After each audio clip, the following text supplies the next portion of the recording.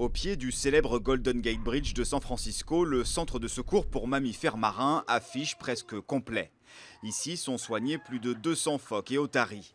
Une affluence record causée par le phénomène climatique El Niño et ses courants chauds dans l'océan Pacifique. À cause des changements de température, ces animaux doivent plonger plus profond, dans des eaux plus froides pour trouver leur nourriture. C'est beaucoup plus difficile pour eux de trouver suffisamment à manger. Tous ces animaux souffrent de malnutrition, de pneumonie et de diverses infections. Sans compter le lot habituel de phoques pris au piège des filets de pêche.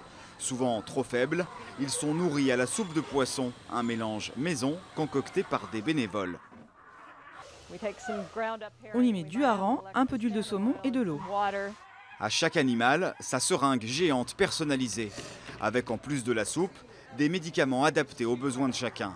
Les phoques remis sur pattes ont alors droit à du poisson frais et entier. Tous sont minutieusement suivis par des vétérinaires jusqu'à leur guérison totale et leur remise à l'eau sur les côtes de la Californie du Nord, leur habitat naturel.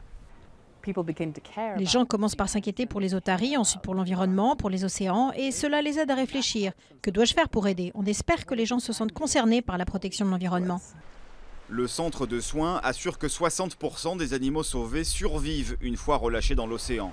Une goutte d'eau face à l'ampleur du désastre. Les scientifiques estiment qu'à cause d'El Niño, des dizaines de milliers de bébés phoques sont morts cette année.